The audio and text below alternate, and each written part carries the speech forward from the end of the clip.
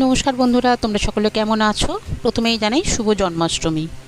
গতকাল গেছে জন্মাষ্টমী, আর আমার বাপের বাড়িতে এই যে আজ অনেক বছর ধরে এই গোপালকে আমাদের বাড়িতে রয়েছে। আর প্রত্যেক বছরের মতো এবছরও আমরা কিন্তু গোপালের জন্মাষ্টমী পালন করছি আমরা নিজেদের মতো। এই যে একটা খুব সুন্দর জামা কিনে নিয়ে এসছে পিঙ্কি। হয়তো আপনারা অনেকেই জানেন পিঙ্কি হলো আমার ভাইয়ের বউ। ও এবারে এই জামাটা কিনে নিয়ে এসছে জন্মাষ্টমীতে গোপালকে পরাবে বলে।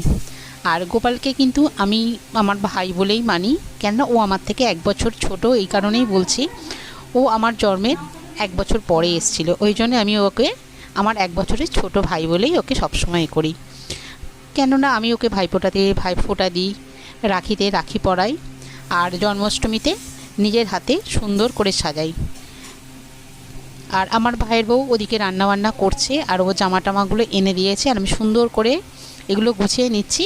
এবার গোপাল মহারাজকে আমি সেটাকে ছাড়াবো, মানে জামা কাপড়গুলো সুন্দর করে পরিয়ে দেবো। আর এই যে দেখছো একটা সুন্দর স্টোনের আর মতি দিয়ে একটা সুন্দর মেরুন কালারের ভেলভেটের জামা, এইটা দিয়েছে আমাদের এক কাকা, মানে সোম কাকা আর কাকিমা এই জামাটা দিয়েছে। এই সোম কাকা আর কাকিমা কিন্তু প্রত্যেক বছর গোপালকে সুন্দর সুন্দর একটা করে জামা, খাবার দাবার এই জন্মাষ্টমীর দিন দেয়। আর আমরা সেই জামাটাকে সুন্দরভাবে গোপালকে পরিয়ে আর সুন্দর করে সাজিয়ে রাখি। দেখো জামাটা সামনে রাখলাম, কত সুন্দর দেখতে হয়েছে। প্রত্যেকের বাড়িতেই কিন্তু জন্মাষ্টমীর সময় সুন্দর করে তাদের গোপালকে সুন্দর করে সাজিয়ে গুছিয়ে পুজো করা হয়। আর আমার বাড়িতেও কিন্তু আমরা যতটা সম্ভব আমরা কিন্তু সাজিয়ে গুজিয়ে যে যেরকম মতো পারি আমরা সাজিয়ে তার পুজোর আয়োজন করে আমরা পুজোটা করি। এবছরও তাই, অন্যত্র নয়। এবার এবছরও কিন্তু আমরা আমাদের মতো করে সুন্দর করে সাজাচ্ছি। এই যে জামাটাকে পরিয়েছি, এত সুন্দর দেখতে হয়েছে জামাটা। হলুদের ওপরে স্টোন ওয়ার্ক করা আছে, জরি ওয়ার্ক করা আছে, অথচ জামাটা ভীষণ হালকা, এত হালকা যে পরে গোপালের কিন্তু কষ্টও হবে না কিছু। আর একে একে কিন্তু প্রত্যেকটা গহনা এগুলো পরিয়ে দিচ্ছি। এমনিতে রূপোর বালা, হার এই সমস্ত সবই আছে, তবে আজকে একটু ম্যাচিং করে অন্যরকম জিনিস পরাচ্ছি। এই যে হলুদ রঙের যেহেতু জামা, ওই জন্য রানী কালারের হচ্ছে স্টোনের বালা। আর হলুদ রঙের মুকুটটা নিয়েও এসেছিলাম, কিন্তু মুকুটটা পরিয়ে মনে হচ্ছে যে মাথার মধ্যে ওটা কিন্তু বসছে না। দেখো সে গয়না পরতে পরতে কিন্তু একটু কাত হয়ে গেল। যাই হোক, তাকে যেহেতু ভাইকে আবার ঠিক করে বসিয়ে দিলাম। আর এই যে মুকুটটা পরিয়ে বেশ ভালো লাগছে, কিন্তু মাথায় ঠিকঠাক মতো বসছে না।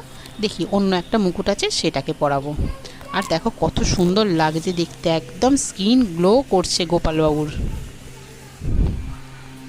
দেখো জামাটা কিন্তু পরানো হয়ে গেছে, আর প্রত্যেকটা গয়নাগাটিও পরিয়ে দিয়েছি। এবার আমি কিন্তু গোপালের যে বাঁশিটা আছে, বাঁশিটাকেও হাতে দিয়ে দিচ্ছি। আর জামাটা দেখো সামনে দেখে তোমাদের দেখাচ্ছি, দেখেছো কত সুন্দর দেখতে জামাটা হয়েছে। আর গোপালকে পরিয়েও কিন্তু খুব সুন্দর লাগছে।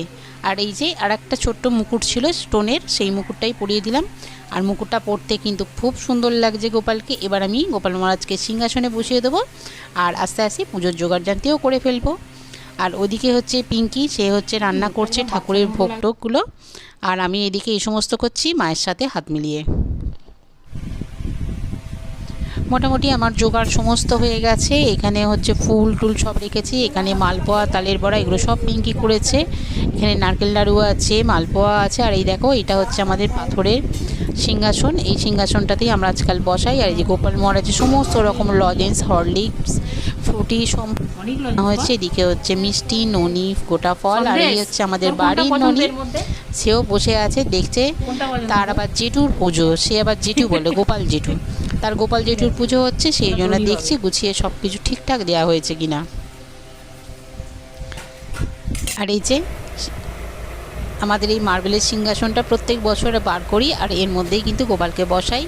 আর এদিকে আছে মালপোয়া, বাকি সমস্ত বিস্কুট, লেস, যেরকম মা যেমন গোপালকে ছেলে হিসাবে মানে, সেই জন্য ছেলে যা ভালোবাসে সেই সব জিনিসগুলোই দেওয়া হয়েছে। আর ছোট থেকেই দেখতাম যে মা বাড়িতে আমাদের যা বিস্কুট, চিপস, এই সমস্ত জিনিস, ভালো একটা মিষ্টি যাই আসুক না কেন গোপাল কাকে দিত, তা আমরাও সেইভাবে তৈরি হয়েছি। আর এই যে ভোগের জন্য আলু ভাজা, ফল টল সব কাটা হয়ে গেছে, ওদিকে লুচি হয়ে গেছে, আর ভোগেতে সিমুইয়ের পায়েসও হয়েছে, আলুর দম হয়েছে, পনির হয়েছে, শাহি পনির। এই যে সমস্ত লুচি, সমস্ত খাবার দাবার রেডি হয়ে গেছে।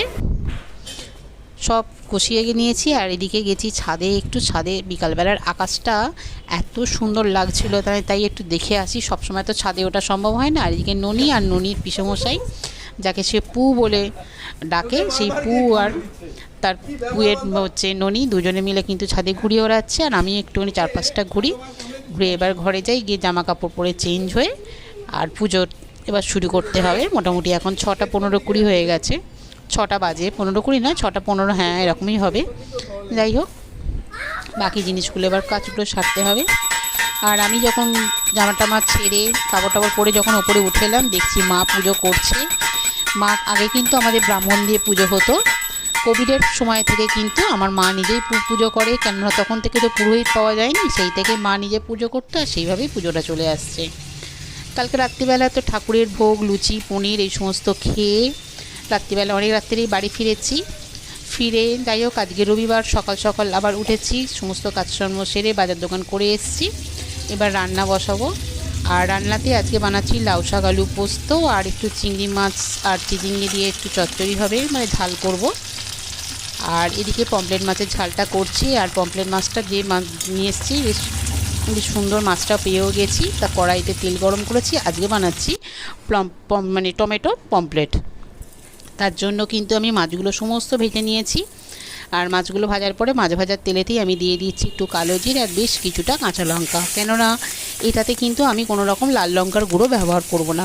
কালকে রাত্রে যেহেতু অনেক রাত্রির অবধি পুজো টুজো হয়েছে, সেখানে লুচি, তালের বড়া, তারপরে হচ্ছে মালপোয়া, চিমুই, পনির এই সমস্ত খাওয়া দাওয়া হয়েছে অনেকটা দেরি করে, তার জন্য কিন্তু আর আমরা আজকে একদম হালকা খাচ্ছি লাউ শাক পোস্ত আর পমফ্রেট মাছের টমেটো পমফ্রেট। যাই হোক, টমেটোটাকে দিয়ে দিয়েছিলাম, তারপরে আবার কাঁচা লঙ্কাটা ফোড়ন দেওয়ার পর দিয়েছি টমেটো, বেশ কিছুটা টমেটো দেওয়ার পরে দিয়ে দিলাম একটু হলুদ আর দিয়েছি পরিমাণ মতো নুন। এবার খুব ভালো করে নাড়াচাড়া করছি যাতে টমেটোটা খুব ভালোভাবে নরম হয়ে যায়। আর যতক্ষণ না নরম হচ্ছে ততক্ষণ কিন্তু একদম লো ফ্লেমেতে টমেটোটাকে আমি কষাবো যাতে একদম নরম হয়ে যায়। আর তারপরে বলি যে আমার পরিবারের সকল বন্ধুদের জানাই অনেক অনেক ভালোবাসা, যারা তোমরা আমার পাশে আছো, সবসময় পাশে থেকেছো আর আমাকে আস্তে আস্তে এগিয়ে নিয়ে যাচ্ছ। তোমরা এইভাবে আমাকে সবসময় সাপোর্ট করো। আর যদি কোনো রকম ভিডিওতে মানে আলাদা রকম দেখতে চাও তাহলেও বলো, চেষ্টা করবো সেটা বানানোর জন্য। হয়তো আমি খুব ভালো ভিডিও বানাতে পারি না, চেষ্টা করব নিশ্চয়ই আরও ভালোভাবে বানাতে। আর এদিকে জলটা দিয়েছি, পরিমাণ মতো জল দেওয়ার পরে এটাকে আমি কিন্তু ফুটতে দিয়েছি, যাতে আর দিয়ে দিলাম বেশ কিছুটা কাঁচা লঙ্কা। বলেছি যে লাল লঙ্কা দেবো না, ঝালের জন্য কাঁচা লঙ্কা। যাই হোক, কাঁচা লঙ্কাগুলো দেওয়ার পরে সামান্য একটু ধনে পাতা দিয়ে দিচ্ছি যাতে তরকারিটা আরও ভালো লাগে খেতে। আর ধনে পাতাটা দেওয়ার পরে আর একটু ফুটতে দেবো, জলটা একটু কমে এলে ভেজে রাখা মাছগুলো ওর মধ্যে আমি কিন্তু দিয়ে দিচ্ছি। একদম সিম্পল রান্না, কিন্তু গরম ভাতের সঙ্গে এটা কিন্তু ভীষণ ভালো লাগে খেতে। সমস্ত মাছগুলো দেওয়ার পরে কিন্তু ফুটতে দেবো, এপিট ওপিট করে একটু উল্টে নেবো যাতে পুরো মাছটার মধ্যে সমস্ত রকম মশলাটা ঢোকে। মোটামুটি পমফ্রেট মাছের ঝাল আমার হয়ে এসছে। এবার আমি ওপর থেকে আরেকটু ধনে পাতা আর নামাবার আগে দিয়ে দেবো একটু কাঁচা সরষের তেল। ব্যাস হয়ে গেল আমার টমেটো পমফ্রেট। আর রেসিপিটা যদি ভালো লাগে তাহলে অবশ্যই একটা কমেন্ট করবে। আর পুরো ভিডিওটা যদি তোমাদের ভালো লাগে একটা লাইক, শেয়ার, কমেন্ট করো। আর আমার চ্যানেলটা সাবস্ক্রাইব করে আমার পাশে থেকেও।